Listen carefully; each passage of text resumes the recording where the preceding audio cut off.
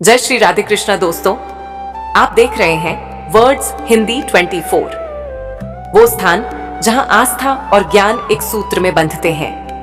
अगर आप भी चाहते हैं जीवन में शुभता, भक्ति और आध्यात्मिक प्रेरणा, तो इस वीडियो को लाइक करें, चैनल को सब्सक्राइब करें और कमेंट में लिखें जय श्री राधे कृष्णा। अक्षय तृतीया 2025 कब है और क्यों मनाई जाती है? इस वर्ष 2025 में अक्षय तृतीया का पर्व 30 अप्रैल बुधवार को मनाया जाएगा। पंचांग के अनुसार वैशाख शुक्ल पक्ष की तृतीया तिथि 29 अप्रैल को शाम 5:31 पर प्रारंभ होकर 30 अप्रैल को दोपहर बजे पूर्व से प्रारंभ होगा, 2:12 तक रहेगी। अक्षय तृतीया को अखातीज और कृतयुगादि तृतीया भी कहा जाता है। यह एक अबूझ मुहूर्त है, यानी इस दिन किसी भी शुभ कार्य के लिए मुहूर्त देखने की आवश्यकता नहीं होती। ये तिथि इसलिए खास मानी जाती है क्योंकि इस दिन किए गए हर शुभ कार्य का फल अक्षय अर्थात कभी नष्ट न होने वाला होता है। 7 पौराणिक कथाएं जो अक्षय तृतीया को दिव्य बनाती हैं। पहला है परशुराम अवतार की कथा, अक्षय तृतीया, एक दिव्य कथा जो युगों तक अमर है। बैठिए, आज मैं आपको एक ऐसा रहस्य सुनाने जा रहा हूं जो युगों से हर हृदय को आनंद, श्रद्धा और विश्वास से भर देता है।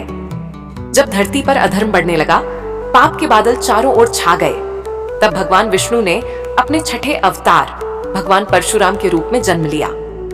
यह वही तिथि थी, वैशाख शुक्ल पक्ष की तृतीया, जिसे हम आज अक्षय तृतीया के रूप में जानते हैं।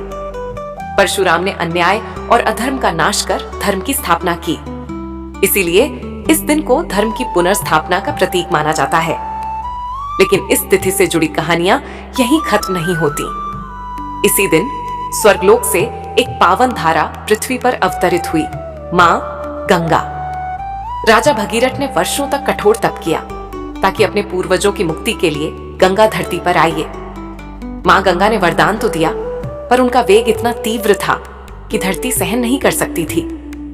तब भगवान शिव ने अपनी जटाओं में गंगा को रोककर धीरे धीरे उन्हें धरती पर प्रवाहित किया।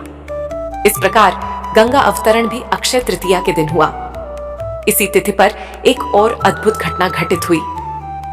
जब पांडव वनवास में थे, उनकी पत्नी द्रौपदी अत्यंत दुखी थी कि वह ऋषि मुनियों और अतिथियों को भोजन नहीं करा पा रही है। उसके मन का यह संताप जानकर भगवान श्री कृष्ण स्वयं वहां प्रकट हुए और उन्होंने द्रौपदी को अक्षय पात्र प्रदान किया, एक ऐसा दिव्य पात्र जिससे भोजन कभी समाप्त नहीं होता था। तब श्री कृष्ण ने कहा, जब तक यह पात्र तुम्हारे पास है, जब तक तुम्हारा मन पवित्र है, तब तक तुम्हारे घर से कोई भूखा नहीं लौटेगा। यह था अक्षय का वरदान, जो कभी क्षय नहीं होता, कभी खत्म नहीं होता। सिर्फ इतना ही नहीं, धार्मिक मान्यता है कि इसी तिथि से सत्य युग और त्रेता युग की शुरुआत भी हुई थी। यही कारण है कि इसे युगादि तिथि भी कहा जाता है। यह एक ऐसी तिथि है जिसे अबूझ मुहूर्त माना गया है, यानी कोई भी शुभ कार्य जैसे विवाह, गृह प्रवेश, सोना खरीदना या नया व्यापार आरंभ करना बिना किसी मुहूर्त के सीधे इसी दिन किया जा सकता है, क्योंकि इस दिन किए गए हर पुण्य कार्य जैसे दान, तप, सेवा, पूजा, ध्यान का फल कभी नष्ट नहीं होता। इसीलिए इसे कहा गया अक्षय तृतीया, यानी वह तिथि जो अक्षय है, अविनाशी है और जो हर आत्मा को आध्यात्मिक अमृता की ओर ले जाती है। यह दिन एक सच्ची सीख है। जब मन निर्मल हो, जब श्रद्धा अडिग हो और जब सेवा भाव प्रबल हो, तब हर कार्य अक्षय हो जाता है। आप भी इस अक्षय तृतीया पर कुछ ऐसा करें जो न सिर्फ आपके लिए बल्कि किसी और के जीवन में भी शुभता का स्रोत बन जाए। दूसरा है गंगा अवतरण की कथा। राजा भगीरथ ने अपने पूर्वजों की मुक्ति के लिए घोर तप किया। भगवान शिव ने अपनी जटाओं में गंगा को समाहित कर पृथ्वी पर अवतरित किया। मां गंगा का धरती पर आगमन भी अक्षय तृतीया के दिन ही हुआ। तीसरा है अक्षय पात्र की कथा।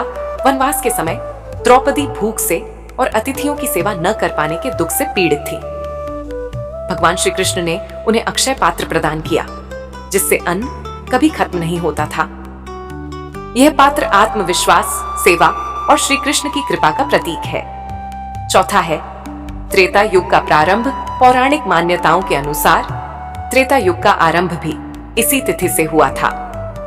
रामायण और धर्म की अनेक कथाओं की नींव इसी युग से जुड़ी है, इसलिए अक्षय तृतीया युग परिवर्तन का संकेत देती है। पांचवा है सत्ययुग और त्रेता का संधिकाल। यह तिथि न केवल त्रेता युग की शुरुआत है, बल्कि सत्ययुग और त्रेता युग के संधिकाल की भी सूचक है। इस दिन काल चक्र की गति एक नई दिशा में मुड़ती है, जहां सच्चाई, धर्म और नीति का प्रकाश फैलता है। छठा है वेदव्यास और गणेश का मिलन। यही वह दिन है जब महर्षि वेदव्यास ने भगवान गणेश को महाभारत सुनाई थी, जिसे उन्होंने लेखबद्ध किया। इसलिए इसे ज्ञान और लेखन की तिथि भी माना जाता है, सृजन और स्मृति की शुरुआत। सातवां है कुबेर और लक्ष्मी की कृपा। अक्षय तृतीया पर भगवान विष्णु और माता लक्ष्मी की पूजा अत्यंत फलदायक मानी जाती है। इस दिन स्वर्ण, चांदी, भूमि, वाहन या नया व्यापार शुरू करने से अक्षय लाभ होता है। कहा जाता है कि कुबेर को इसी दिन अकूत धन की प्राप्ति हुई थी। अक्षय तृतीया का संदेश: धर्म, दान, सेवा और शुभता, ये चार स्तंभ अगर इस दिन मजबूत किए जाइए तो जीवन का हर क्षण अक्षय हो सकता है। इस दिन किया गया एक भी पुण्य कार्य, जैसे किसी भूखे को भोजन, गरीब को वस्त्र, प्यासे को जल या किसी को सम्मान, हमेशा के लिए आपके जीवन में सौभाग्य बनकर लौटता है। तो इस अक्षय तृतीया पर क्या आप भी कुछ ऐसा करेंगे जो सदा के लिए शुभता का कारण बने? अगर हां, तो वीडियो को लाइक करें,